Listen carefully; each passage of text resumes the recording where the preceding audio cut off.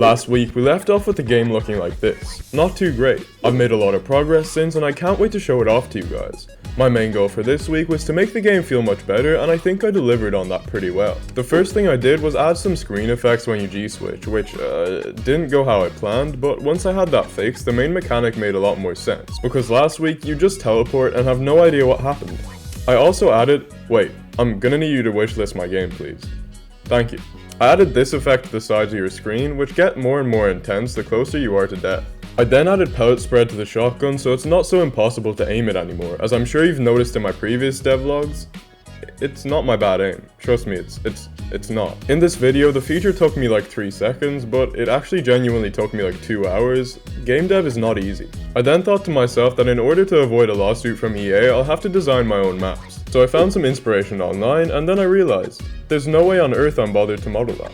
So I went for some much simpler inspiration. I first just copied this corridor I found, and to be honest, it already looked better than the whole other map, so I was on the right track. Speaking of lawsuits, AC3256 tried to trick me into being sued. I'm sure it was an accident. I'm sure. Because DrawSap brought to my attention that G-Switch is the name of a game already, so I'll have to get some more suggestions on the name of the main mechanic.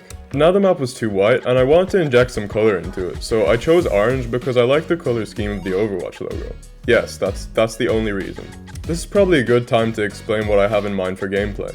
So Omnipresence is going to have levels similar to Omnipresence or Doom, where you, the virus, is entering a facility to destroy their server racks. This is to make sure that robots cannot operate in that facility, as your goal is to get rid of all the bad robots in the world. And while you look for the server racks, there's something I'm going to call fight rooms, which are rooms that when you enter you get locked into and you can't leave until you've killed everyone inside. If this sounds interesting, the best way to support development is to wishlist the game on Steam. And speaking of server rooms, I designed one and I really like how this looked, so I added it to my game as a test, and it's not bad, but it can definitely use some more work. Anyways, back to the current map. After bashing my head against the wall for a few hours, I came up with this as the final design. And I'm definitely not replacing all those cubes with machinery and other cool models later on, just as how the enemy model is completely finished. Sorry Vulcan chill, I didn't get around to making the model you suggested in your essay. I think the color scheme is pretty nice and it's just a prototype, so please tell me what you think of the new look in the comments. But I still had to make the game feel better, so I used this classic tactic of giving absolutely everything screen shake, such as when you jump,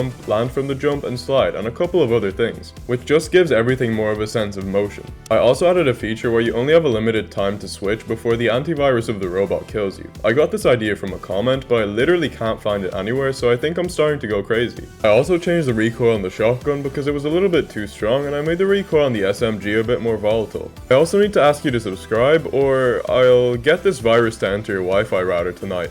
Now for this next part, I need you all to pay very close attention. I had a few comments telling me that the weapon sideways is weird, but I still really like it. So here's my game with the weapon the boring way, in the middle, like Quake or Doom, and the tilted middle one. Which one do you like more?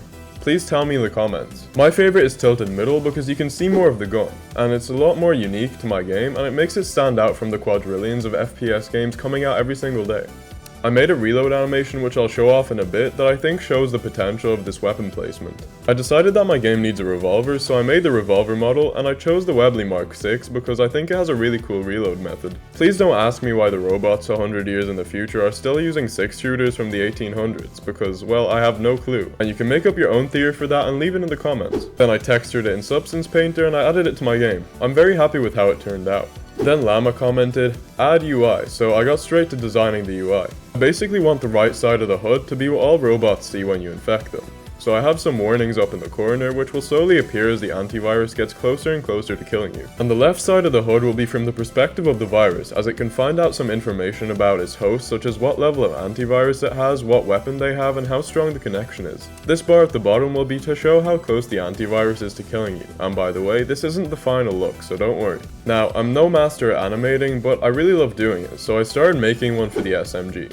It took me like 3 hours, but I'm super proud of it and I think it's the best animation I've ever made. And comparing it to the reload from last time I tried to make this game, you can really see how much better I've gotten. I know this is the reload for when the gun is empty, so I have to make another one for when there's still rounds in the mag. This gave me a lot of confidence for animations, and I can't wait to make even more. I also got the tracker working on the enemies that displays what enemy you can switch to and shows their current ammo, because if the enemy is currently reloading, you will not have any ammo in your gun when you switch. But right now it kinda gives you wall hacks, but I'll have to fix that in my next devlog. This game is starting to get really fun, as you can see here. It's very fast paced, and I've always wanted Omnipresence to be the game I've always been looking for but could never find. Fast paced, fun combat where you can pull off loads of cool moves and you just feel like a badass. You know that feeling in Super Hot when you pull off some awesome combo, kill like 2 or 3 enemies? I really want to capture that feeling in this game as well.